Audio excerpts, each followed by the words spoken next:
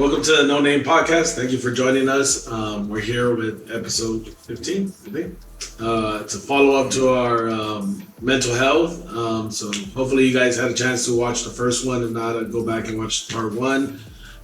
We really got into kind of just high level on mental health. And then really what we wanted to do was do a follow-up because I don't think you covered the topic in two videos or anything like that. So I think it's always going to be a subject that we need to talk about and stuff. So we definitely want to keep the conversation going.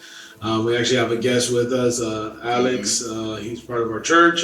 He actually put a comment out there in the video, so appreciate that. And then you kind of reached out and asked about, coming and talking about your experience with mental health and stuff like that. And I think that's always a good thing is having, those conversations, those discussions. So do you want to introduce yourself, Alex? Yes, first of all, my name's Alex. I'm a part of the music ministry here at Victory Chapel, should we say? Victory Chapel. Anyway, last week I was watching the podcast and it touched on a subject that's very close to my heart, especially when it's talking about mental health, mental illness. It's something that probably most people don't recognize, but I've suffered with mental illness most of my life. Most of the time this happens after an event or an occurrence, a loss could be a family member, a loss of life, a job, a sport, a relationship, a parent. Any kind of loss usually triggers some sort of depression. And as far as my experience goes, depression is normal in normal people. The thing is that some people struggle to get out of that depression. And when we see that struggle, when we see that this has gone too far, people are still struggling, it's time to intervene or to find out what's going on. Yeah. Because usually there's signs out there. And if we don't become educated or become aware of what's going on, this thing can go long. And not only do we not have a chance to dig, it just enhances that illness, where it's very much harder of a fight to get back to reality or to sanity, because it's a battle of the mind. Yeah. It's a battle of the mind. And unfortunately, I got educated to find out what's going on, but the thing is that I suffered for too long before I got help, and through my experience, it happened, I traced it back, and I think it happened when I was around 7 years old. 7 years old, when I was 7 years old, my younger brother got killed. He was 3 years old. He got killed on my birthday. On my birthday, so it was very hard to understand what was going on as a 7-year-old. And with what's going on, my parents, well, of course, they're in their own depression. They're going through their own mourning, and they just push me aside, push me aside, not knowing, I didn't understand what was going on. But the thing is, it affected me in life. Yeah. Not getting answers. Unfortunately, that day, I had gotten after my little brother that day. Earlier in the day, he was playing in my dad's car. He was on the steering wheel, and he was playing, and I got after him, and I give him a spank, a little, you don't play in dad's car or whatever. Anyhow, make a long story short, later on that night, my parents were going to leave. Something happened there. Somebody got there that they had gotten in a fight with their boyfriend. She got assaulted my aunt. So my parents left to go leave her, give her a ride home. So my brother suffered with seizures. Anyway, he said, I don't feel good, so they took him with him. And when they left, they stopped at a gas station. At the gas station, the guy that assaulted her was there, and she pointed it out to my parents, or my father. And said my father and my brother got off to confront him. Of course. This guy saw him, he takes off, but down the street he stops and he starts firing, discharging a gun. And unfortunately, it hit my brother, my little brother, 3 years old. He was killed instantly, And needless to say, he was doing what I had gotten after him. He was on the steering wheel, and I guess the guy thought he was somebody that was about to pursue him. Yeah. anyhow, that came about, but that didn't, that affected me. And still I outgrew that and start whatever, cope with it the best way I could, not knowing how to cope, but later on, okay, so we start going through sports, all this, going through, make a long story short. And then I got married at 15 years old. So it's like another thing that changed, life changed, Life changes. Those kind of changes are things that were unexpected, and we don't prepare for it. And not knowing what life is about yet. 14, 15 years old, really don't know much about life at all. That's when you got married? Yes. Get out of here. Yeah, so it's like back then it's like it wasn't my choice or whatever. It wasn't. Our parents got together and said, okay, this happened between our kids. They're gonna do what's right and they're gonna get married. Taken out of school, straight to work. I was a very good student at that time, I was excelling in mathematics and stuff, and I look forward to going to school, enjoy it, but you know what? You're gonna be a man. You're gonna go to work. So that changed. That changed, and those kind of things affected along the way. Along the way, and we still managed to survive. Until something else happens, further because down in life. There's always gonna be something else. Yeah, further down in life. We go and then we just survive. But all along, I started to struggle. There was still a struggle. I was surviving, but I was surviving the best way I knew how. And that's when I was turned to drugs, And the drugs, it was just to medicate the symptom of what was going on, because all these are just symptoms of the true thing that's happening, what it's leading to, because they're just symptoms, and that's what we have to look for as a society is look at the symptoms.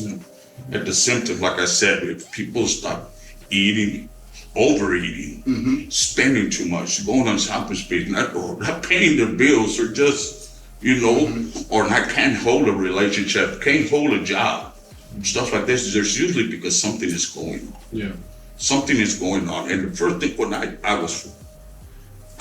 went to prison in 1999. My father at that time was diagnosed with cancer. And my father was my best friend. So this sent all over again, all this was like in a remission, should we say. The depression was in a remission. I was handling it with drugs in the best way I knew how. But I was surviving. I was surviving. I was reckless, violent, but I was surviving. And that was the only way I knew how to survive was doing, turning to that. But I was trying to change my mood, change my mindset, and that's how I was able to cope, because the battle in my mind was still there. I didn't have a voice. I never was able to say that I don't understand what's going on. What happened to my brother? Or what happened? Why am I now getting married? Why didn't, there's stuff like that. And then somewhere along the line, I just felt like lost my voice, my identity. So it was now where it was like, now I'm pretending to be somebody else every time I'm drinking, I'm up, I'm high, I'm over here, now I'm funny, and now people listening to me. But at the end of the day, when I sober up, I'm still back to that. So back sinking back down. So my question to you would be, so you went through, obviously you went through a lot of things that were pretty, traumatic in your life, man. And I mean, the point that you're in your life right now, I'm pretty sure it's nothing like it was before. So what do you think you would be able to say to somebody to give that person, some kind of hope, to let them know that, you can get through, those traumatic things that happen to your life? Like what would you tell somebody, like, how could they get through it? Like, what was your experience to help you to get through? Because, like, for me, like, if you remember, like I said, I read, it was a book that helped me. So what do you think? What was it that helped you to get, to get past it, to get not past it, but to get through it? It's really opening up and getting to talk. Opening up, having somebody that listens. And that wasn't there to judge me. Mine was a counselor. It was a stranger, because a lot of times it's easier to talk with a stranger than somebody because mostly somebody we know is we try to reserve ourselves and don't want to let them in, because we build these walls because we're afraid of getting hurt again. We're afraid of getting hurt. We're gonna get afraid that somebody's gonna use it to manipulate us, stab us in the battery technology thing. Yeah. So yeah, but see, and that's where we hold on to those kind of things. And we stop and we throw the reserve. So it's easier to talk with a stranger over the phone. But really, it's just easy once you start talking. yeah. The dialogue is to get that person that's going, experiencing something in their life, is to start talking. No, and I think that's a very good point. I think that's why we wanted to bring this up in the podcast, because I think a lot of times it's very taboo. I think in the churches, I think it's very taboo in you know, I want to say in minority races, but I don't think so. I think it's every race. I think in any human being, I think whether it's white, black, Hispanic, Asian, there's so many cultures where talking about feelings, talking about issues, talking about mental health is very taboo and looked as weakness, and that's what you talk about. You ignore it, you just push through, and yes, there's certain times you do push through, but you got to deal with the things that we're dealing with. And I think, I mean, to kind of just, you know, I definitely appreciate you sharing your story and being open. I know there's more to your story, and we're definitely going to keep diving into it. I think one of the things you talked about, and I think it's good for us to get into, is what are those signs, right? You mentioned a few of those signs. Yeah. You know, you talked about like when someone starts disengaging in life and starts, you know, not paying their bills, you know, things like that. Then that'd be good right now to kind of talk about, because I think, you know, who knows, maybe someone's sitting there and they're listening, and the thing is, look, we're not gonna get every sign right. Like everyone's a little bit different. People hide it differently.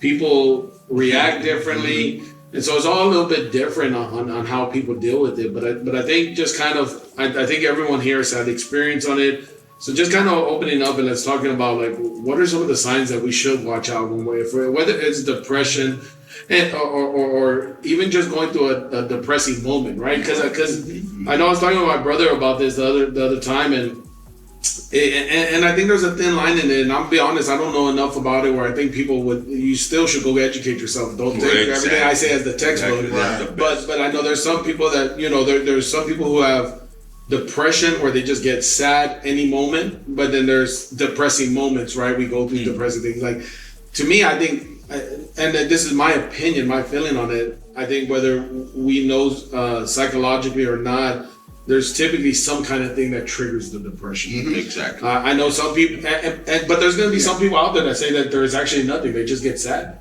Like they say it's no feeling, no emotion. Maybe that is right for some people. It could be. I mean, and to me, sometimes I think it might be buried behind them. Like, yeah, exactly. For me, that was an issue. And that was one of the things I was going to ask. Like, you know, with your brother and stuff, you talk about it now, but like you said, you didn't know then. Like, you probably buried it for a long time. You would get sad and stuff, but you didn't know why it was. Exactly. I would cry sometimes. I would laugh and not know why I was laughing. And it was through therapy, you know, through help, that I was able to go back and to find out where most of this started, the roots, where it more or less began. Yeah. Who knows if it began even sooner than that? But that's as far back as we know, and I know that was something that troubled me and that I never got completely over or understood. And that's good. So you kind of started taking it back there to that moment. So you started looking and it happened through counseling and stuff like that. And I think there's so many different things that trigger stuff. Yeah, and going back to what you said, some people can be sad just to be sad. Not everything is gonna be, you know, mental health, you know. But I mean, right now, I think it's a dangerous because of the pandemic and all that. A lot of people being locked up in their houses, you know, brought up a lot of the mental health issues, you know. Well, I mean, even you know, right now I was reading about the rents going, you know, skyrocket and all that. But one thing with too, you know, it's good to talk to people, and you see, like I've always said, talking to people, talking to counselors, psychiatrists, you know, and all that is good. But we have to tie it into with the spiritual, you know, because without God, nothing's gonna change. You know? You can open up and allow, you know, the people, because it's good, like you said, talking to a stranger is always good, you know. But you know, it's sad that in Christianity there's so much mental health issues now, you know. And you would think that being a Christian, that shouldn't happen, but it is going to happen. Mm-hmm. Well, it happened through the Bible, you know. Well, I think, but I think part of it is so, and that's why when we started this topic last week, I wanted to make sure we talked about mental health, because I think when you look at health, it's like health is not a bad thing. Right. No. Like health, it's how you take care of yourself, how you take care of your body and stuff like that. I think when it comes to mental health, it has a negative connotation because we associate it with mental illness. There's a difference between mental illness and mental health. And I think when we look at mental health, we have to understand that it's a cycle of life. Like you said, there's going to be times you're going to be sad. Like if someone dies, the Bible gives you and says, there is a time to mourn. There's a time to have joy. There's a time to cry. There's a time to be happy. That's a mental health. That's not a bad thing. Mental health, I think so. But mental health is about where does our mind go through the cycle of things. And I think there's a connotation that people think as Christians, we're supposed to be these super Christians that nothing affects us. We don't get sad. We don't cry. We don't this and that. But yet we miss it totally in the Bible that, you know, it says like there's time for sadness, there's time for happiness, there's time for this and that. And I think that's where we have to be more open about our mental health. And it's okay to come to church and say, you know what, today I'm not having a good day.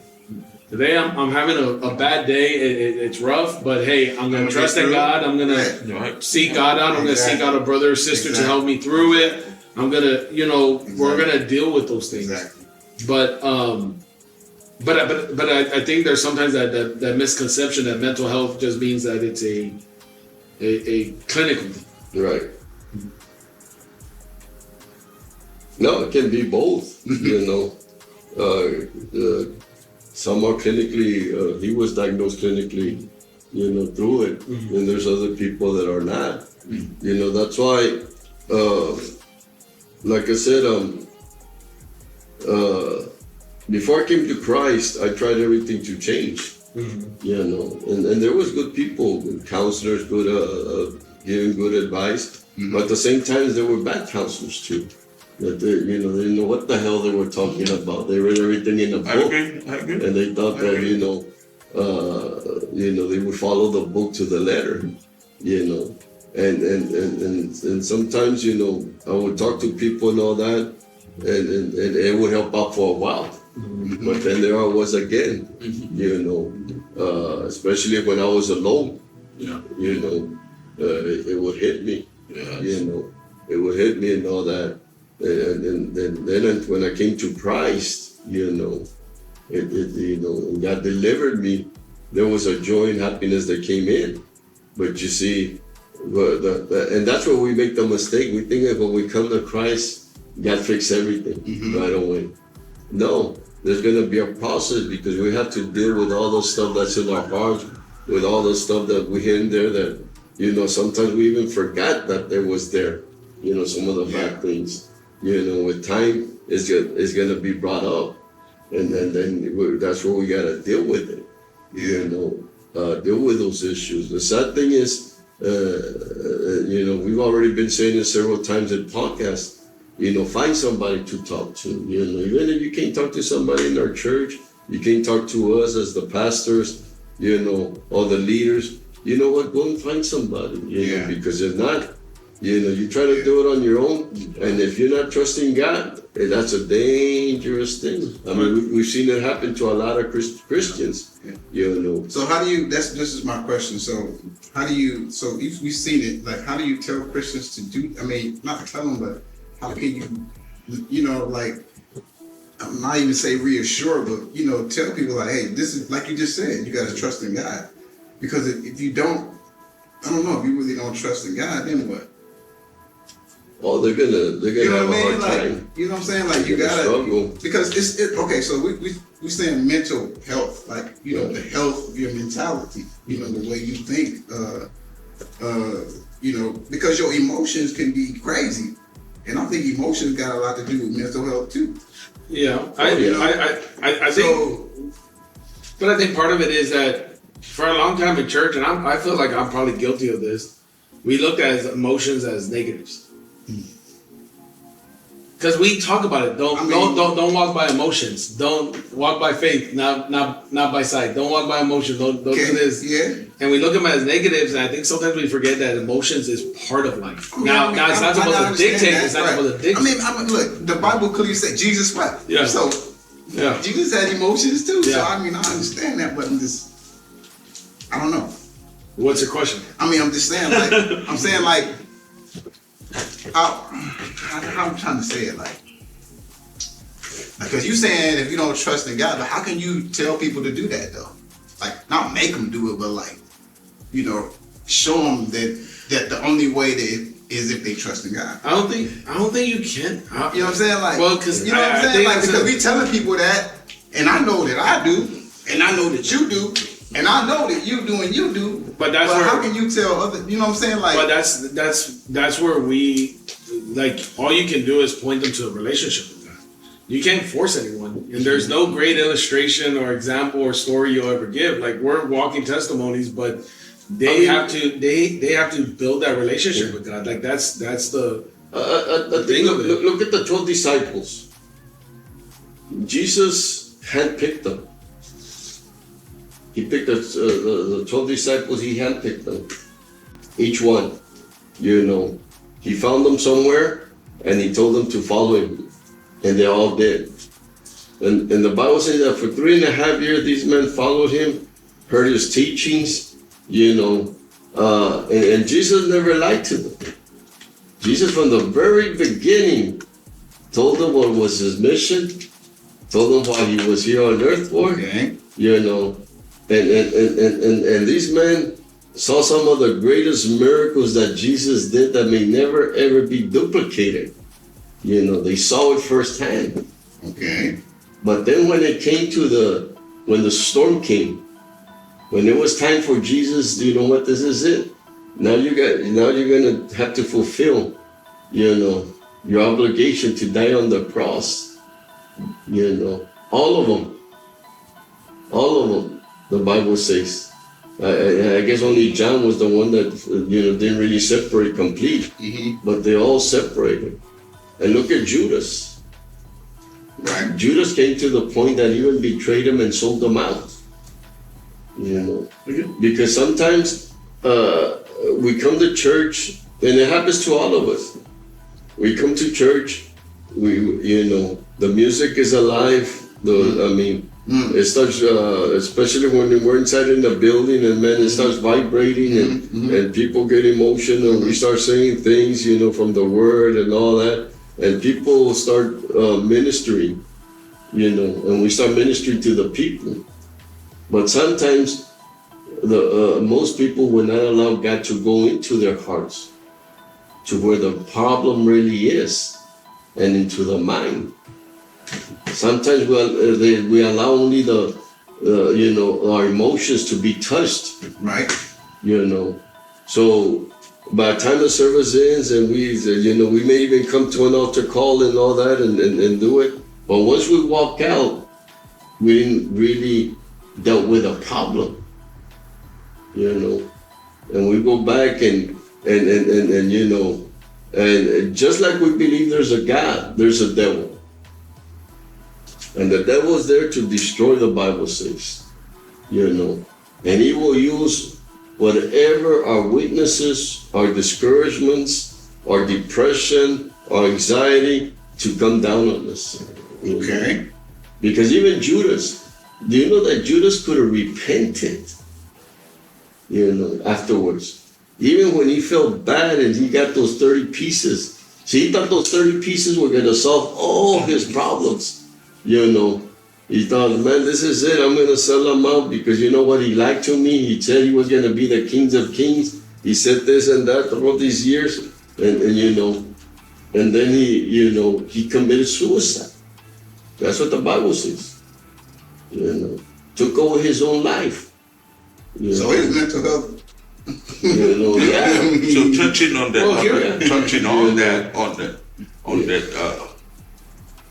talking about Judas committing suicide.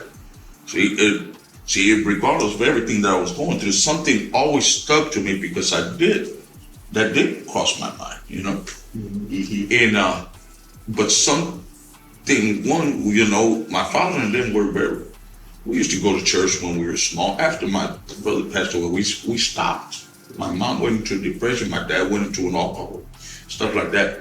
But something always stuck with me that they told me, you can't commit suicide. If you commit suicide, you won't go to heaven and you won't see the people that you miss, the people that are already gone.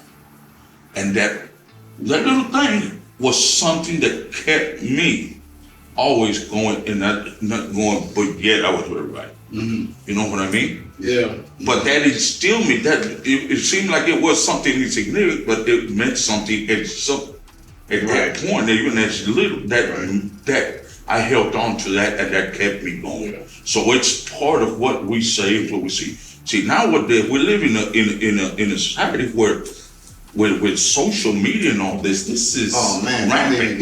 You know, this is rampant. Yeah, what's going on with the media? It's, I mean, the society, whatever. Some of it is popularized. You know, it's glamorized. Yeah. You know, and when we were young, we didn't hear it. We didn't have that kind of communication. You know, it would happen, but you wouldn't hear of it. Right. Of course, it had to have been happening, but now even more so because of what's going on through bullying, through other things. It's getting to people even making pacts. You know, and it's like, well, we got to educate ourselves and know where our kids are going, with who they're hanging out with, and stuff like this. Because and I think the part of it is building those relationships with people, building around there, having those conversations about mental health. I guess part of this, like, I don't know, it was interesting because I feel like I have a very controversial thing I want to say, but I have no proof. And I'm not saying, but I'm just saying, I want to preface it what I'm about to say. Okay. I'm not saying this is what I truly believe in. It's just something I'm starting to think about right now as we're talking about it. You know, and I have no idea, because I think sometimes we go into absolutes because of the way we've thought of things and stuff like that, and the way we've been raised and things like that. But if we truly believe that God forgives, and God is the ultimate judge. And it was interesting because when you said it just kind of popped into my head, because I've always, and honestly, if I go with my presets and my thoughts, I think Judas is probably in hell. But that's not my judgment. We have no idea when he hung himself, if he stayed alive for a moment and asked for forgiveness. Right. Would God's forgiveness have covered them? I think so, but it's not my job to judge that if he goes. But I think the example of what led him to all of that is what we need to look at. What led him to go and kill himself is that he committed something, he felt guilty, he didn't know how to deal with it. Right. Because you have to remember, he's not the only one that betrayed Jesus. Now, he betrayed him to death, but all the other disciples ran away. Oh yeah, they did too. But why did they not go kill themselves? You see, now look at what Jesus first told the disciples when he reappeared to them. Was it? Where were y'all? Y'all screwed up? No. He said, peace be with you. A piece of gift. I feel like I think not just mentally, spiritually, emotionally, physically, they were drained. Everything they had believed in had just fallen apart. They, like you were saying before, they had just gone through a dramatic event. Mm-hmm. One of the most dramatic events ever. Whether they were like it says Peter was around when Jesus was getting beaten. Now, he wasn't around when, the Bible doesn't clarify, but I don't think he was around when he got crucified. But when he was being beaten and tortured, it says the rooster crowed three times, mm-hmm. and Jesus turned and saw him. Mm-hmm. So that means he was around, and the Bible says that Jesus had gotten beaten to the point he was unrecognizable. Yeah. So Peter had to be in the vicinity of seeing this. Right? That takes a toll on you. Yeah. That this is a man you followed, that you loved, you care about. You're disappointed because it hasn't worked out the way you wanted it to work out. Right. You didn't live up to who you thought you were going to be, and now you're in this place, right? And so when Jesus appears to them, quickly and here's the thing, and it kind of ties into what you were saying. Jesus appeared to them and said, peace be with you. You would think that would have solved all their problems. But if you read the Bible, still for almost those 40 days, they were in a state of depression. Mm-hmm. Because Peter goes back fishing. They all go back, and Jesus is constantly having to come back to them and eat with them. He's having meals with them. And I think that's part of when we deal with mental health, which I think when it comes to mental health, it's understanding that we're all going to go through cycles. We're going to have happy, good times. We're going to have all these things. Right. But I think it's coming to an understanding of where Paul was at, where Paul said, whether I'm happy or sad, I'm full or hungry, I'm always content. I'm content with what I have because of Christ. And I think that's part of the understanding of coming to a mental health part is like, sometimes we beat up on ourselves in that, okay, I'm going through a sad part. I'm feeling sad today.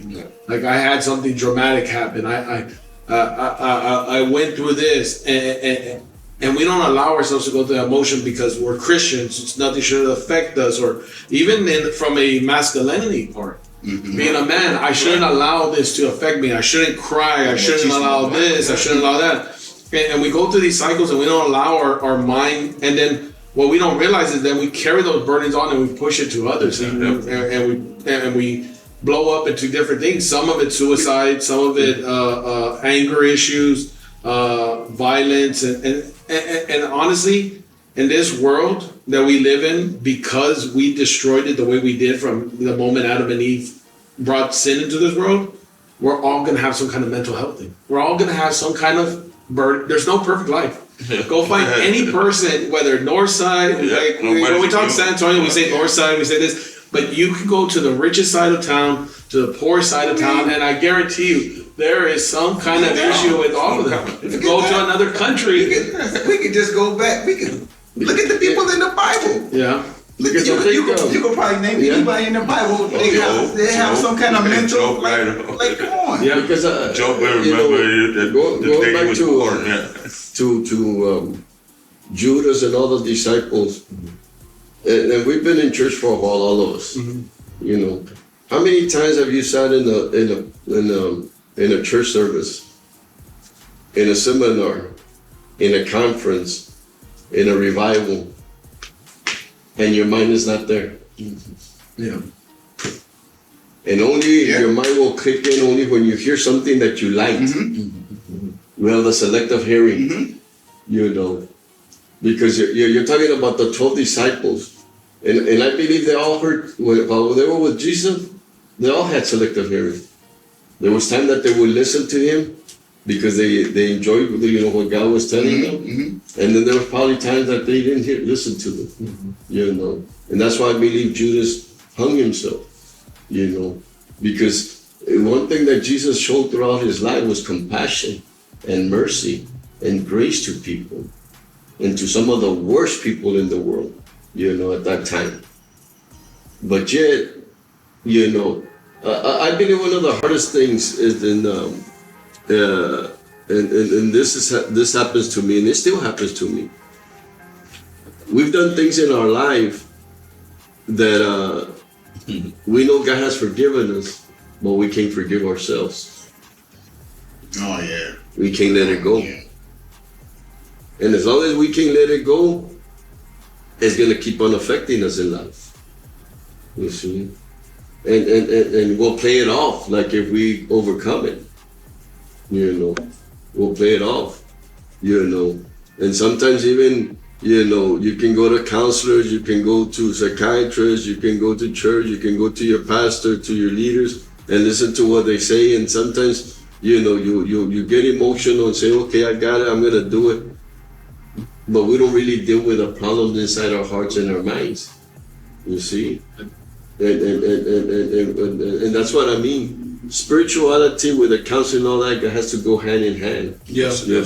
That's why I even say, you know, that's why I've been saying, if you have to go to a secular counselor, there's nothing wrong with that. I think, you know, because you as a Christian should know where your healing should be, but sometimes you have to go to somebody to bring it out. Well, I think this is where we get misconceptions, whether it's secular or Christian counselors, even pastors and something like that.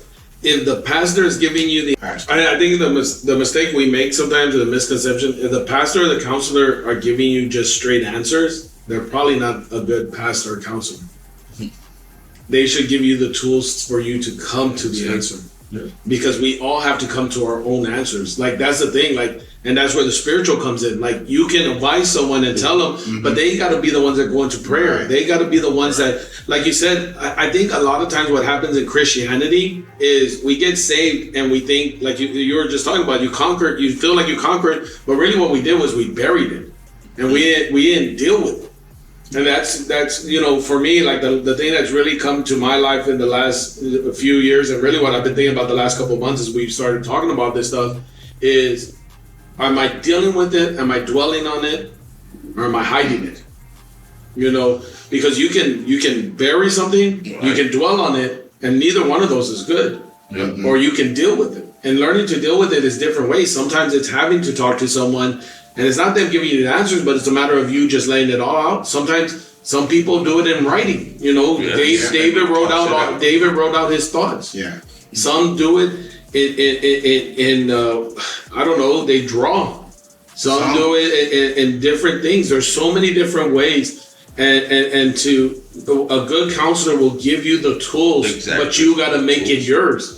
Like if you're not a writer and the counselor tells you, well, I want you to write it, but you come back and you say, I couldn't write it, but I've been thinking about it, and this is how I bullet point it, this is how I deal with it. Okay, well, you made that your own, but you're dealing with it. Mm-hmm. And that's the thing. Sometimes what we don't do, you see, in preaching, in evangelism, what I think the part that, and I think we're coming to better terms and understanding it is, when you preach, you teach, and all these things, you can bring people to the altar for forgiveness, but it takes a community, and then I think it takes a pastor, and it takes a relationship with God to help that person deal with the lifetime of issues that's going to be coming. Because you're not gonna everything doesn't get healed right there at the altar. Right, not instantly. Like you're gonna have to learn how to deal with things, and that slowly starts with a relationship with God, and that slowly starts with whatever it is, pulling it out. Sometimes it might just be giving your testimony. Sometimes you have to give your testimony and let those things out. And in the midst of it, like there's a great part where Paul's in there. If you read, I think it's in Acts. No, it might not be in Acts. I don't remember where, but there's a part where Paul. He's been saved for a while, and he goes back to the Pharisees and he preaches to them, and they start telling him stuff, and he gets upset and he slaps them. He slaps one of them.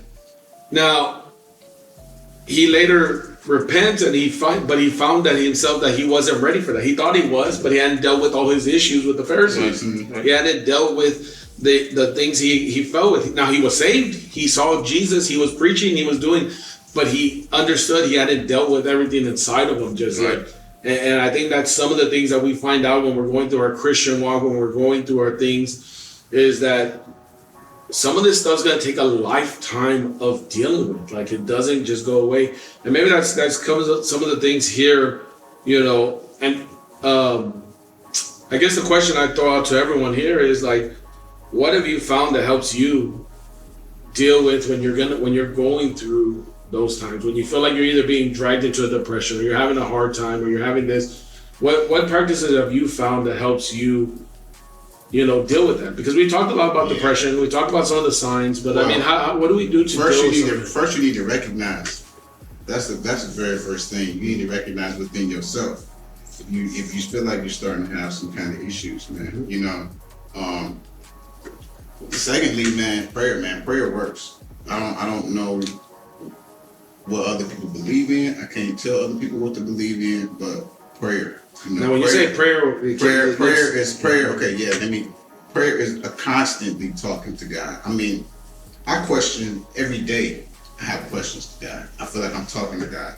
And I think that's the clarity I wanted to drive with you when you say that, because prayer, right. I think when you're talking prayer, right? I'm saying like I'm talking to God constantly. When I wake up in the morning, man, thank you, Lord, keeping me safe. You know what? A meteor didn't fall on my house this morning. He kept my neighbors safe.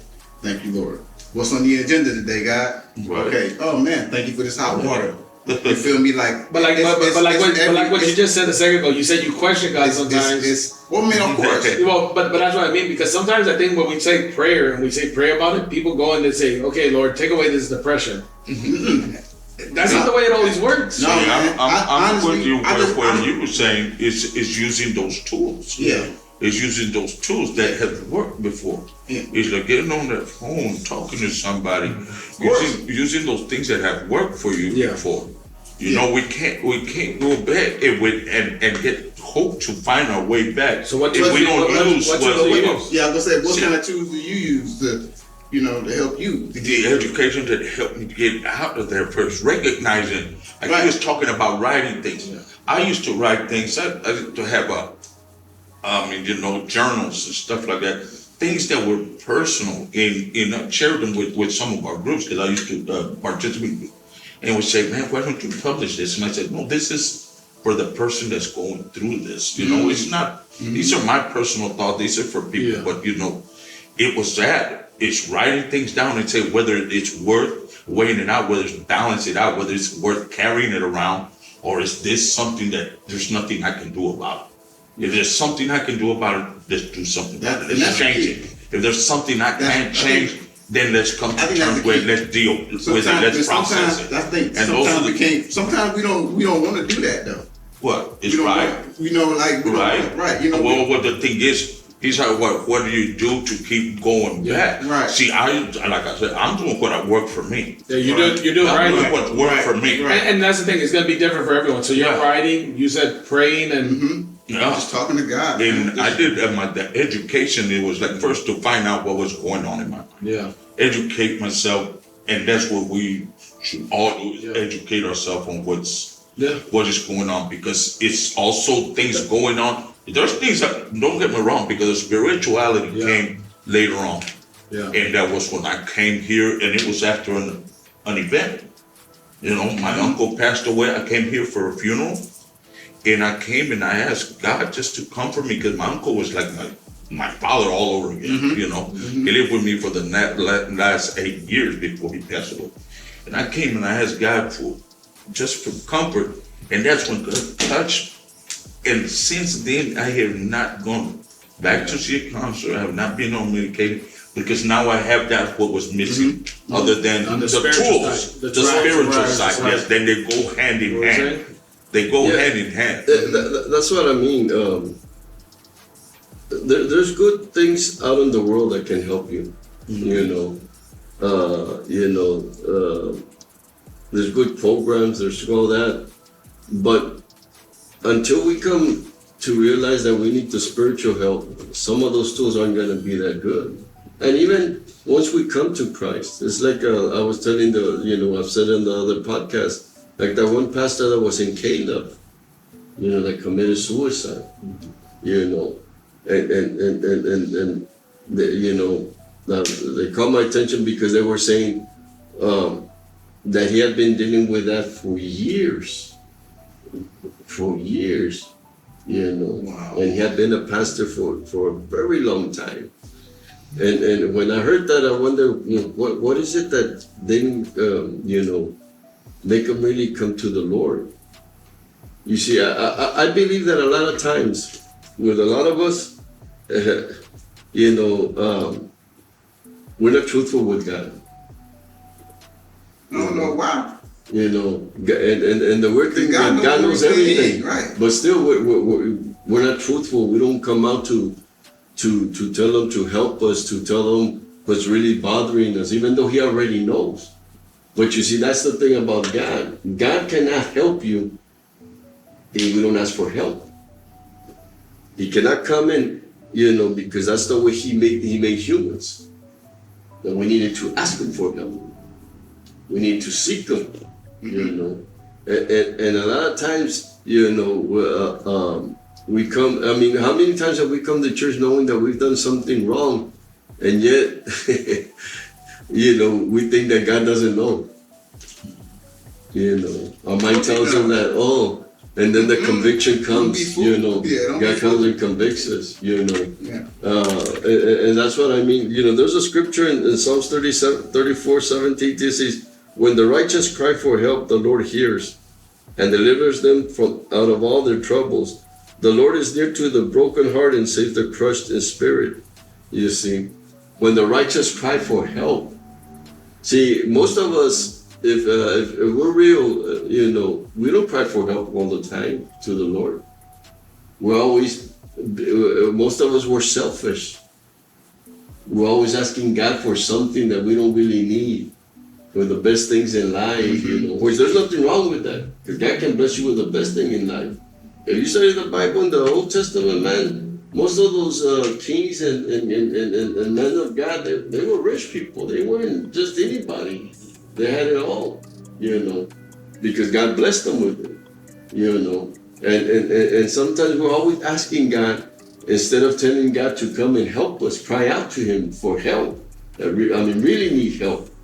What's really bothering us in our mind and in our heart that we can't bring out, that we can't tell nobody else because we think, they're gonna judge us or they're gonna think different of us or on all this, And sometimes we can't even do that with God, And when we can't do that with God, and like I said, God always forgives right away. That's what the Bible says. Mm-hmm. God forgives you right away, instantly. Mm-hmm. The problem is we cannot forgive ourselves.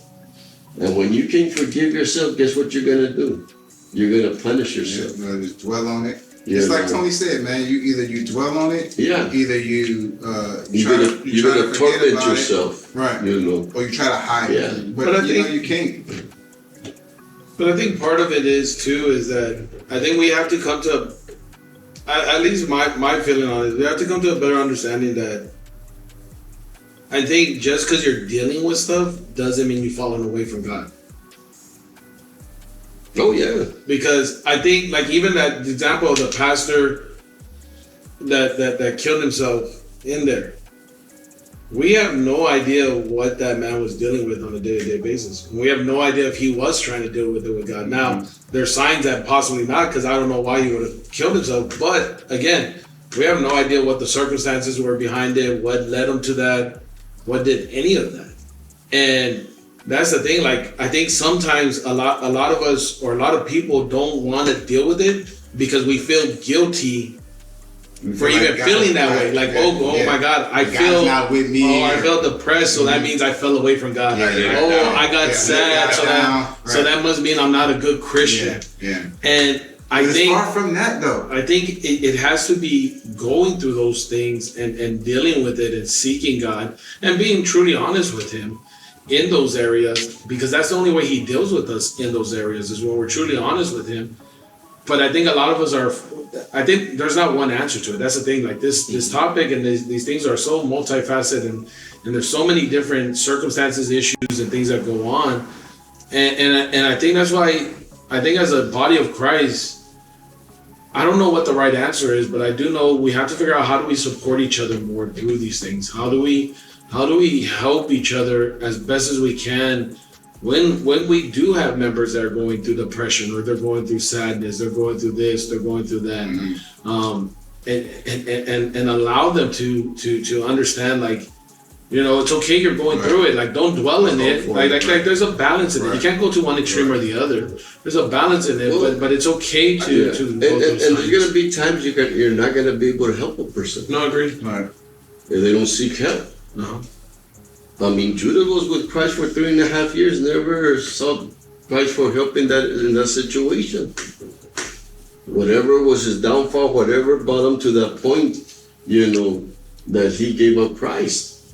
But you know what I think, man? I think sometimes that we don't understand, man, that like we can be in these situations and we can be in these circumstances and in these emotions and feelings and whatever else is gonna be, and not know and understand that God is right there with us. Yeah. Right there with us, man. He never let God. The Bible said, I will not leave you or forsake. And I believe that. I really believe that, man. I believe that it don't matter what I'm going through, or any situation I'm having. I don't care what it is. I really believe God is there. Well, I think part of the thing is, like, as a body of Christ, we have to start embracing. And when I say mental health, like, I don't think people understand. Like, again, I'm not talking about mental illness. It's about how do you like, your mentality. I think because people don't like this word because it sounds like it's selfish, but I don't think a lot of us know how to self-care for ourselves. We have no idea how to self-care for ourselves. Yeah, we keep ourselves busy as even pastors, leaders, something like that. We think we have to make ourselves accessible to everyone 24/7. Mm-hmm. But if you look at Jesus, how many times did He go away? Oh man, He was like, I can't deal with this. I gotta go to the wilderness. Yeah. He didn't take His disciples or anyone. He was like, I gotta get away from everything. I think Jesus understood self-care. He said, you know what? I don't know. I can't read Jesus' mind. My thought is, I'm about to snap on someone. I need to get the hell out of here, and I need some time away. But us as Christians and stuff like that, we don't think about any of that. We don't think about anything of self-care. That sometimes we do need to get away. We do need a break. We do need to allow our mind peace of time, because there's And so many. okay. And it's okay.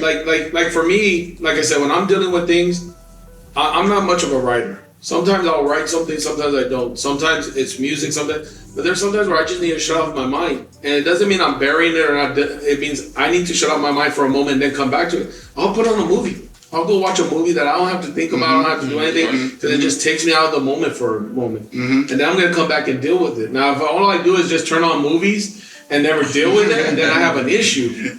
But that's the thing, like, we don't understand ourselves enough to have that self-care as we're going through these times. And typically the only time we do is when we finally snapped. And we cause some kind of issue, whether it's a big argument, we blew up, we failed at something, we did this or that, and we're not taking care of ourselves, having that self-care. And that's why I think the Bible talks a lot about that. I think if you truly read the Bible, it talks about us, preparing ourselves, being prepared. And the problem is we always look at it from a warrior standpoint. I'm guilty of it, and I think a lot of preachers have. When it says, be prepared, because the devil's always around. We're talking about, okay, I need my sword, I need my this, I need to get ready to go to war. But most of us don't understand it. Sometimes I need to be in rest. Sometimes I need to allow my mind to relax. Sometimes I need to allow my spirit to relax, because it's been so tensed in what it's going through and everything going on, and we don't take that time for self-care.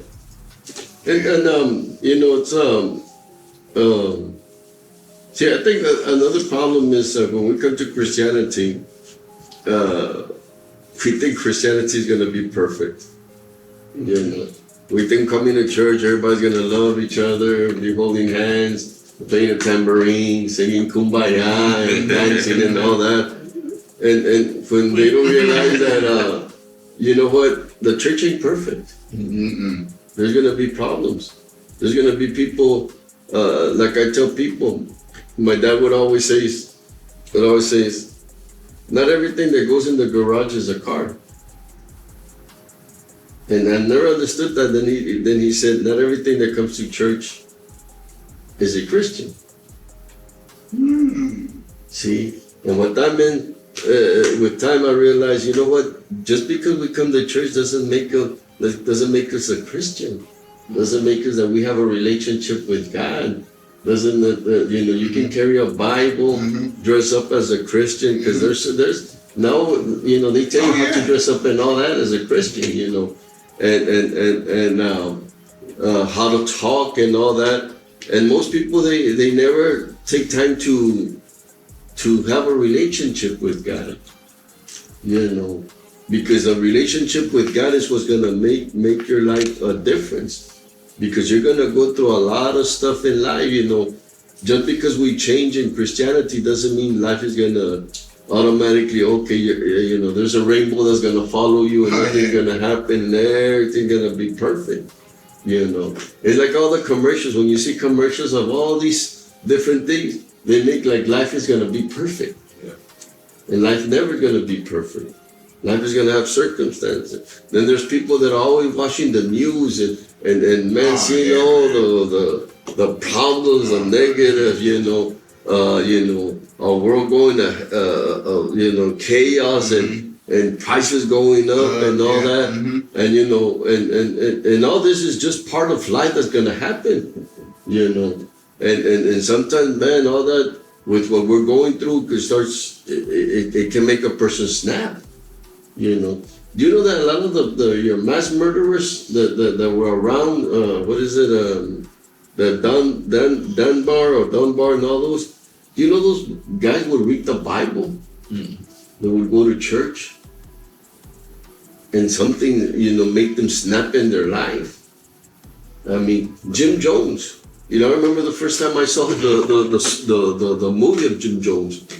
And the first thing I said, man, how could this man betray Christ? How could this man, But then when I started reading autobiographies about him, this man was sincere with God. This man loved God.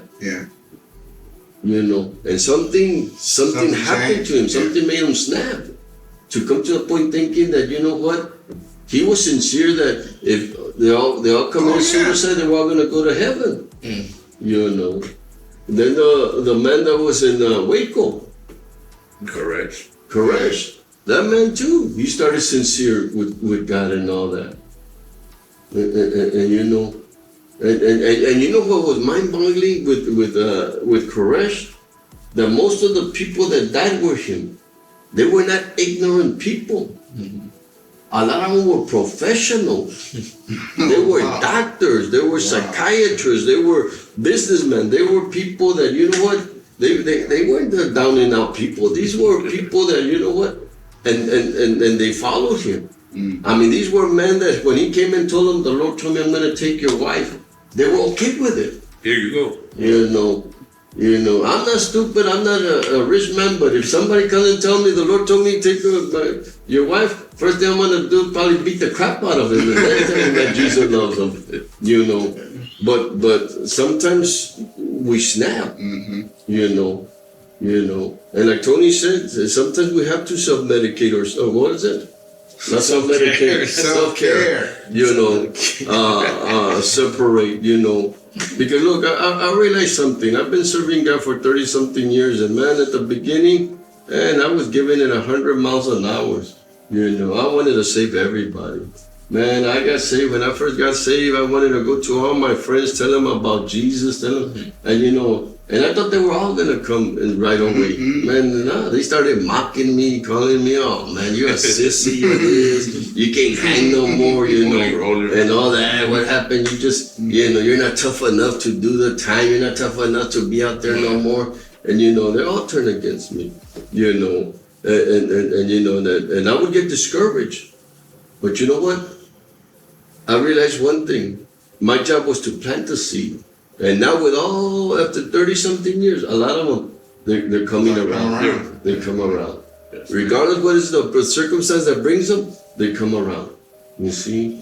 And sometimes that you know, we start, I've learned this in Christianity, we start doing instead of being.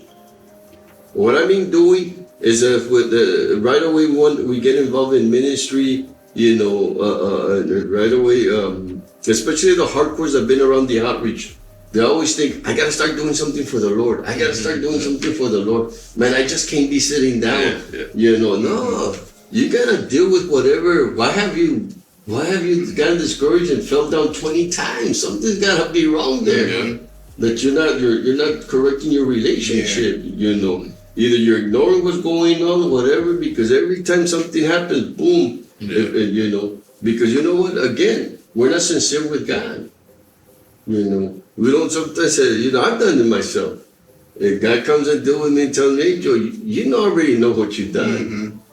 You know what you did. I know what you did all your life.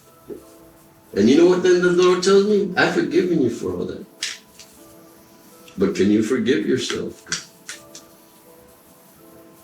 You know. And then we ourselves start telling ourselves that God's gonna bless us with so much, that we're gonna have this and that, and you know, and all that. And then we start comparing ourselves with the Jones and all that. And you know what? We start getting discouraged. Where is God? I thought I was supposed to have all, which you can, if God permits it in your life. You know. Which you can.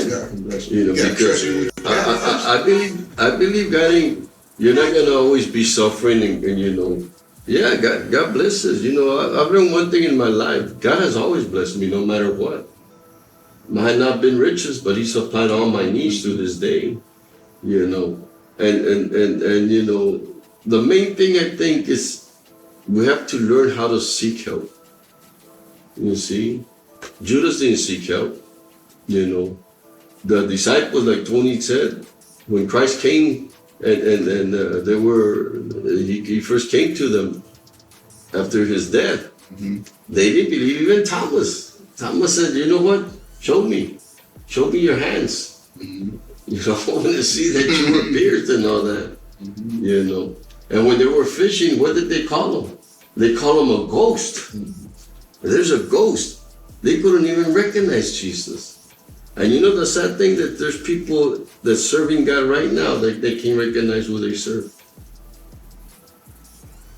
You know, they can't, because you know what, they're going through so much in their life. They you know, they come to church, but they don't realize that Hey, you're supposed to have a relationship with God, you know. And when you come to church, you know, I've learned one thing. When I come to church, I'm not here for God to always give me something. I'm here because I'm grateful for what He's done in my life. You know, I want to worship. I want to get together with other brothers and sisters, you know. But that's the sad thing. Even though we get together, we don't trust each other. One thing, I think part of it is we think the church services are like 10% of what your life should be. Mm-hmm. I mean, literally, we only have church services Sunday. Right. Maybe it's for an hour and a half. Yeah. Like if that's your only relationship with God in there at the time, like there has to be more. And I think that's why it's important. Like we've been talking about self-care, but also building a community, learning to talk to each other and stuff like that. It's not just at church, it's when you're outside of church, reaching out, being more open, being vulnerable. You know, it's like Alex, great example. I really appreciate that you reached out. You put your comment in there, and then you reached out to be on here. Yeah. You know, I have a feeling, like I can't guarantee, but I have a feeling there's a lot of people that are going through the same thing, but no one want to put the comments out there that I dealt with this or I'm dealing with this, because we don't always want to be vulnerable. Like, you know, it doesn't matter how many times we say it, you have to take kind of that leap of faith and still kind of trust and, okay, how are people going to look at me? How am I going to feel? Blah, blah, blah. And I think one, it's us building that atmosphere around there, and then it's two, you know, challenging, encouraging people to take that leap, you know, to be more open, you know, whether it's in the comment sections, whether it's building around the community, talking to each other about it, things like that. Because I think sometimes when we hold it in and it's just so much of, you know, I've seen so much where, again, I've seen too many times where Christians either bury it or they dwell on it. I rarely see people who deal with it. And that's the thing. I think it's having to deal with the things in your life. Like, you know, just look throughout the Bible, you'll see tons of examples. David tried to bury his, and God brought it out where he had to deal with it.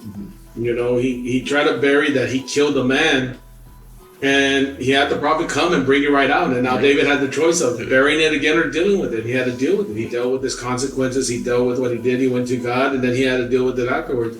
Same thing with his son Absalom and all that stuff. He had to constantly learn how to deal with it. And I think that's some of the things that we don't always understand. I think it's having to be open about it, transparent about it. How do we feel? What's going on? And really being that community. You know, one of the things that I've come to understand when I look just throughout my time in church and stuff, is there's so many people that have heard from churches and stuff like that, and then they tie it to God.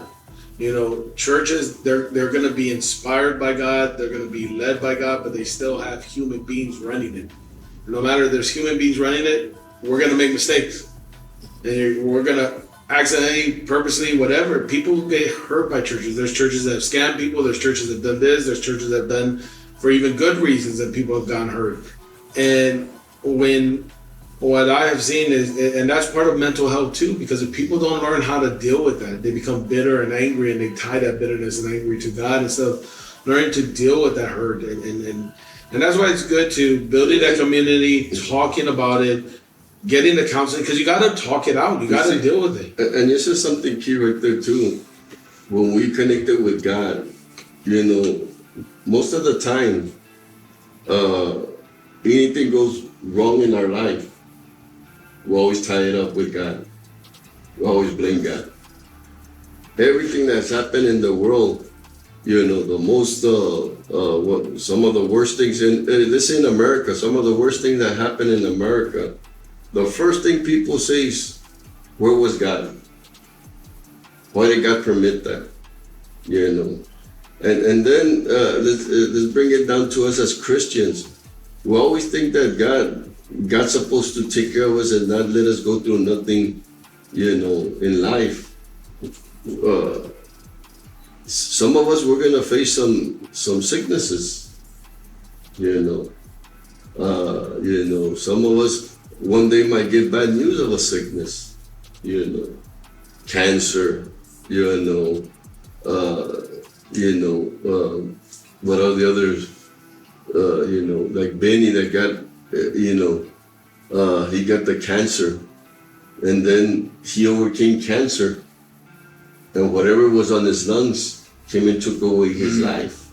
Yeah. You know, and sometimes, you know, even that affects us. You know, it affected me. I always thought God was gonna heal me. I really did.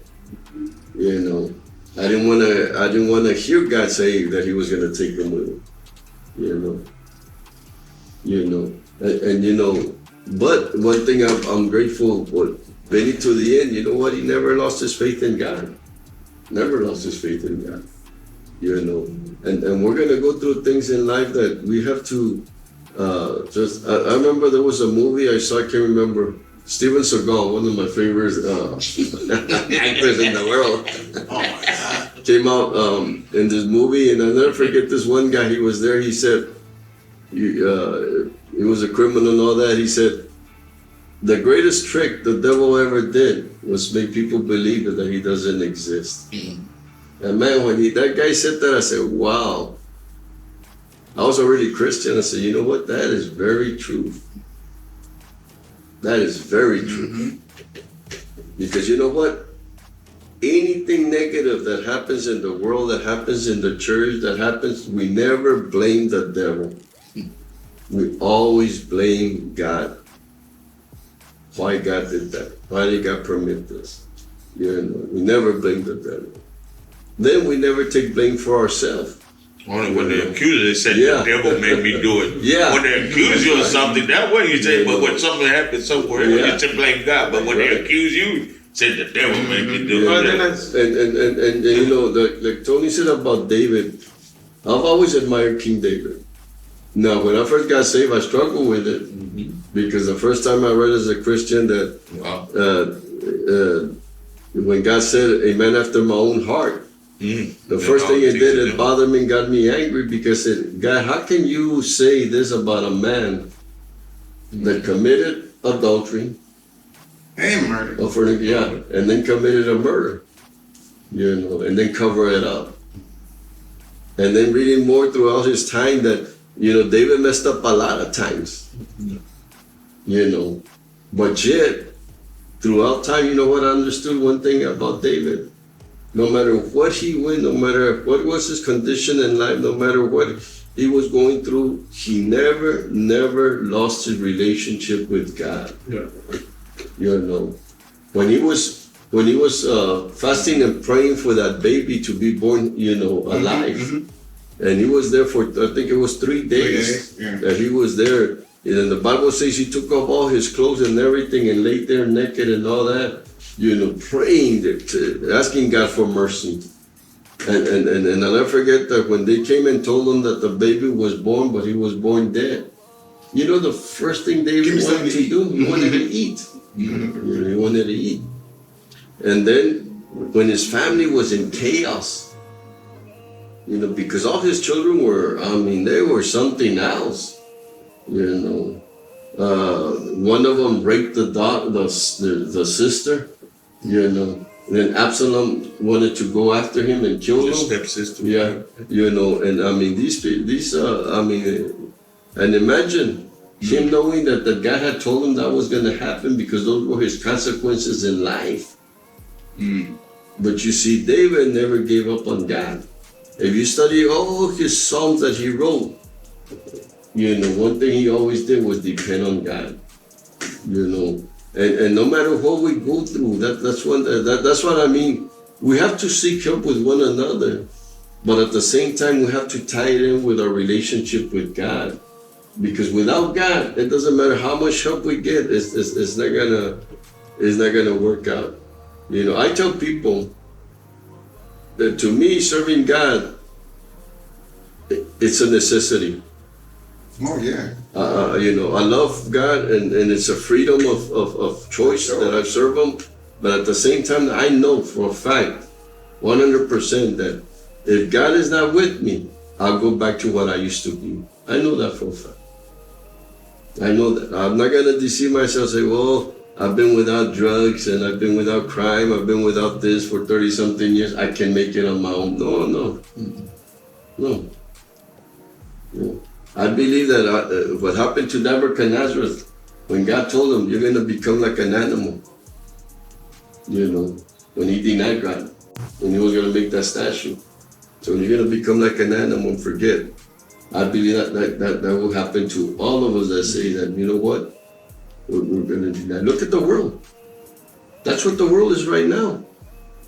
Most of the world's denying Christ. Most of the world's denying God. Most of the world doesn't believe in God, doesn't even want to know God. Even though they say they believe, but look at the chaos we're in. That's happening. But no, and I agree. I think you're right. I think that one of the things we have to, at least my perspective on from the mental health part of all of this, we have to come to the understanding of it is a lot of, not everything. There's damages, but when I say we got to look at ourselves, I think we got to look at ourselves from the human race. Yeah. Our world is in the state it's in because of us. Like God created the Garden of Eden that was perfect at the time. And, or some may argue it was good. I mean, whatever you want to do, the terminology of it there. But it was perfect in a certain sense. And it was the human race that made decisions to change that. You know? And since then, the human race has constantly made decisions. That's why it doesn't matter what race you are, what background you come from. Right. We're all going to have certain mental things that go on. And I think there has to be a balance in all of that. And I think that's where, I think sometimes, like, Jesus said the two greatest commandments was to love the Lord your God with all your heart, soul, and mind, and to love your neighbor as yourself. Now, he could have just said love the Lord your God with all your heart, but he went to soul and mind. God understood, Jesus understood being part of the three, that the body is not just made up of the heart, and it's not just made up of the soul, it's also made up of the mind. And though he forgives our souls to the cross, it takes a lifetime to heal the heart and the mind through all the things that we've gone through. And it's not just now, it's all that humanity has done to each other from the beginning of time. If we truly believe we came from Adam and Eve, we came out of sin, we came from parents who had children that killed each other, who later on went on and massacred things, who went on later on and were doing such things to each other that God was ready to wipe out the whole earth and only found Noah. We all come from those lineages. There's no denying that that's where we come from, and we believe that we all came from Adam and Eve. And those mental health things have come onto us. You know, the things that we see, you know, the diseases that have come into our world. The devil's here to entice us and destroy, but he can't control us. AIDS, cancer, all these things, I believe have come through humanity and choices. Now, I don't believe like a person because they have AIDS, they did something wrong. Or a person has cancer, they're a sinner. That's not what I'm saying. What I'm saying is if you go through human history, we have caused all of this. Of course, I can agree with that. We caused it from nuclear wars. We've caused it from the things we've done to the environment, to each other. You know, we've created. The moment you take something out of God's plan, you put human engineering into it and you start corrupting it. And so that, you know, in the place of the Garden of Eden, it should have been a peaceful place. Like you would have thought that's the place where there's no mental issues. And maybe there wasn't. I have no idea. I mean, I think Adam and Eve were innocent, you know. They came and they foolishly fell into sin by making the wrong decision. But I think from that, again, we see where all of this comes from. And I think that's why it's important that I think as a body of Christ, we look at mental health, we talk about it, we have the balance of both the spiritual, the physical, the emotional. It's like you said, you're right. Look, now the greatest thing that the world talks is about going green. About not destroying the environment and all. And I believe that. But you know that all that, the reason the everything is in chaos, our world, or what is it, the seasons, the weather, the Niño, the Niña, and you know, and why, like like in what is it, Antarctica, the ice is melting and all that. You know, and you can go green all you want, but you know that it's a biblical sense why everything's going wrong. Because if you, in the Old Testament, God told them, look, work the land for 6 years. And in the 7th year, allow it to replenish itself. He said, and you will be blessed in this land. And you know that they kept that up for a good while. They worked it and all that. Remember when there used to be a time in America that you would work for 6 days, and on Sundays, you know, it was supposed to be a day of rest. Nobody hardly worked or anything, you know. Stores were closed and stuff like that. Yeah, they wouldn't sell liquor until 1 o'clock. There was a law they couldn't let, Yeah. you had to be closed. Right. And now, a week. every day is the same, you see. Now, don't get me wrong, yeah, it's good to do, we replenish, we recycle, we do all that stuff. But when we disobey God, there has to be consequences, you know. And in life, there are always going to be consequences. Like I tell people, they always ask me, why hasn't God healed you? I've heard people tell me, you don't have enough faith. You don't have this and that. I have faith. I believe in God. I know God can do miracles. But number one, you know what? A lot of my sicknesses come from drug abuse, from what I did in life, how I lived in life, you know. And these are consequences that I have to face in life, you know. And you know what? God has always been with me, you know. I don't doubt that God can do that, you know. But, you know, we're going to go through things in life that we have to understand that circumstances will happen. And we have to learn how to trust God, you know, trust God. And I know we almost got to end. Again, you know, you're going through something and, you know, your faith is not that strong with God and all that. The best thing you can do is find somebody to talk to. If you can't talk to God, find somebody, you know. Even if it's if it's a psychiatrist, a counselor, a Christian or non-Christian, your doctor, somebody. Just find somebody that you can communicate with and you know, tell them what you're going through. Because find that balance. Yeah, it's just very important that and even if you do pray and read the Bible and all that, we still need somebody to talk to. Yeah. You know, we still need somebody physically we can see and talk to and all this, you know. I heard one preacher one day said that there was this man that he would pray and he would put a chair in front of him every time he would pray and he would start talking to the chair. And one day this family member came in and told, "What are you doing? You're going crazy, you're talking to a chair." And he told him, "That chair's not empty." And the guy looked at him and said, "What do you mean? I see it empty. You see it empty. But God is sitting there. I'm talking to my God." You know, that helped him. He said, I knew that chair was empty, but to me, it was good the way to talk to the Lord. You know, and you know, that's why I told people, you know, when you talk to them, I've told people, I've had arguments with God. You know, now I can't go in my backyard because it's so small, and if I do, I know they'll call the cops on me and think that I'm crazy. But before I used to have some big yards where we would rent. I would go there and I would shout at God, get angry with God, you know, talk to God. But you know what? I would let it out. And then with time, man, God would use, see, with me, music has always been something to me. Before I was a Christian, to do some of the things that I did, music had to be involved. It had to pump me up, you know, to go and do some evil stuff. I had to listen to it and, man, hype me up. And then I could do whatever I had to do. And then that was going to be, you know, that I knew, man, I didn't have and then when I came to Christ, the same thing. I love to wake up in the morning, I'll turn on YouTube. And you know what? There's songs that I already know, and then there's other songs that, man, God just ministered to me. You know, it's like that song that "Hold On to Me." That song had been around for a long time, and I didn't even know to it. A couple of months I was struggling with something, and man, I turned on the TV and I put YouTube, and I was looking for a song, and I didn't even push that song. That song just started playing. And they're not only playing, but I started seeing the lyrics on there. And man, that song started just ministering to my heart. Yeah.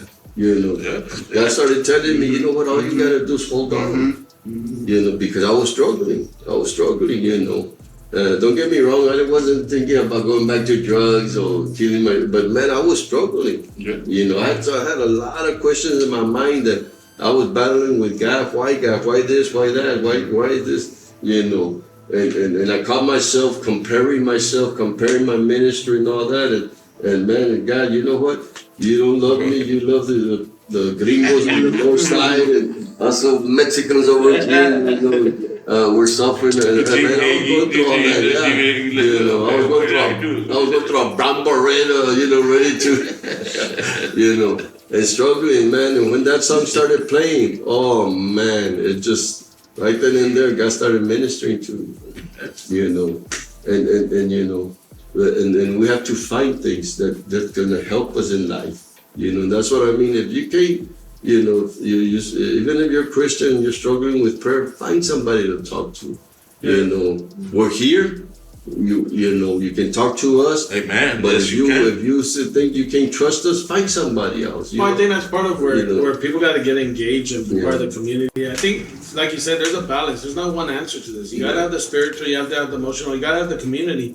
You can go all the way spiritual, have no community, and you're going to be in Elijah, and you're going to find Elijah was a very spiritual person, still found himself in depression. And you can go to the opposite and have all the community and no spiritual. You know, like Saul. Saul had all the community, but was lost because he had no spiritual part. And one thing that you said is true.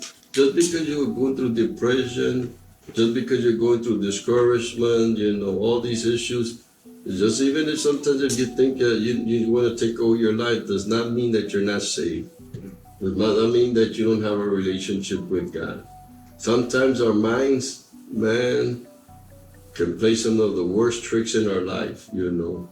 The battles in our mind, and that doesn't mean that we're not. That's sometimes that's just the devil telling us. You know? You just gotta realize, you know what, seek help. Yeah, and then that's the other piece is find help, find a community, get involved, and then find what works for you. Some like music, different things. Some people like prayer closets. It became a trend, and everyone. I don't like prayer closets. I don't like to lock myself in a little room anyway. Like that doesn't work for me. I like to go for a walk. Sometimes I just like to, sometimes if you need to write a letter to God, write a letter to God, whatever it is. There's not a right way of communicating with God. That's it. I told you one pastor, he was all religious, one of those Pharisees, idiots that are out there. He asked me one day, he said, Pastor, how much do you pray? I told him, I pray 24/7. You're a liar. Nobody can do that. So what do you mean you can't? Said, I talk to God when I'm in my car. I talk to God when I'm in the grocery store. I talk to God when I'm at the house. I talk to God, you know, all the time. So I pray 24/7.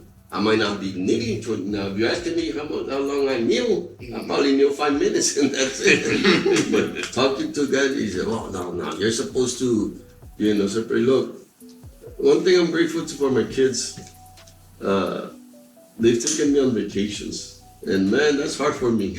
I'm a type of person that it's hard to disconnect from the church. Even now, you'll ask them, I'll be calling to the church, even when it's Sunday morning, I'm there and tell them, they know what they're doing. I know they know what they're doing, but that's me. You know, it's hard for me to, you know, but you know what I've learned that I needed those vacations that we just went on the home. I needed those times, you know. I needed to separate, you know. I thought if I took a vacation, it was a sin. Most of their vacations, but they remember when I would took them was when I was gonna go and teach or something, and I would leave them with my wife in a hotel room. And I said, okay, I'm gonna go and teach. I'll see you guys later. And most of the time, I wouldn't see them until way at night. You know, because that's what I thought I was supposed to. You know, sometimes you just gotta separate. You know, the military people, when they go, they send them for R&R. And then they get come and rest, and they go back to battle. And you know, sometimes whatever. I've told the people that I've talked to on the phone, counseling, I said, look, whatever brings you peace and rest, do that. If it's watching a movie, you know, some people's cleaning. I talked to one lady, she's always cleaning. I said, what are you doing? So that brings me peace. You know, this is what I do. Okay, praise God. Come and clean my house then. You know, and whatever it is, you know, going to see some kids play basketball, you play basketball, whatever it is, you know, seek somebody. But again, if you can't do it, seek somebody. Please talk to somebody. Don't just do it on your own, you know, because if you can't overcome it, man. I think once you can start getting more through it, and I think it's finding the balance, finding the right thing that works for you, and then opening up. You know, again, appreciate Alex putting the comment out there and coming on here and share a story. You know, I think we need more of that. I think we're so afraid to share our stories about what other people think, but that's really what, you know, we don't save anyone. But I think being an example, talking about what God does, it leads people to that same relationship with Christ. And I think that's what we need to be more about. So again, encourage you guys to add comments into the comment section, build a community, talk with each other respectfully, build a community around you here at church, or if you're, I'm sure we have listeners that are not here at our church or at other churches. Build a community with the people at your church. Find people to build community around. Like, we're not the only Christian church. There's Christian churches all over the places. There's faith-based churches wherever. You know, find them, get involved. Get involved, build a community. Get to know the people. Find some people that you can talk with, family members, non-family members, whatever it is. But you have to build those communities. You got to have those things. And remember, if you're struggling with whatever, God still loves us. Yeah. No matter what it is, God still loves us. You're welcome to join us here on Sundays at 9:30. I know it's a sacrifice. I know right now we're still outside. I know it's hot. And, you know, gas prices are high. But, hey, you know what? We spend money on some of the most stupidest things, you know, to enjoy ourselves. So if we can sacrifice a little bit. If it's too hot, you don't want to always bring your chairs. Bring your long chairs and bring your tin, and you want to bring tacos. I love barbacoa tacos. I love carne guisada, chorizo, and egg. Moving on. But, you know, you can bring stuff to come and sit down, and then, you know, if you just want to come enjoy the service, you don't want to waste gas with air conditioning, bring your lawn chair. What are those chairs they call? Outside chairs, and bring an umbrella. If you just want to sit there next to your car, you know, just come and enjoy worshiping God. You know, allow God to minister, and sometimes we just need to enjoy ourselves with people, you know, around us, with other brothers. Yeah, with COVID and everything going on, I mean, it's probably still a little scary, but I mean, still, like, we're taking precautions and everything. Like, again, build that community, rebuild that community. Anything else you guys want to add before we close out? I just say, hey, when tell somebody you love them, tell your children you love them. And ask them if there's anything going on that they could always approach you. Remind them, constantly remind them that you love them, because that's one of the hardest things. You grew up that wasn't very common, that fathers did tell their children or their sons, I love you. You know, I grew in a family that it wasn't. I grew in a family like that. They didn't show that, but you know what? I make sure I tell my children whenever I see them, I love them. I kiss them. I don't care who sees it. Some people might see me kissing my 45-year-old son, and you know, kiss him in the lips or whatever. And then if they don't know me, I say, maybe they're a gay one. It doesn't matter to me. You know, I'm gonna express and let him know that I love him, and always make myself available to them. That's our that we can talk. Our you culture, know, they that's can what it approach taught us. me. You know, approach me with anything. Yeah, that's what our culture taught us, not to hug and all that. And you want to confess it right now? No, I'm not gonna confess.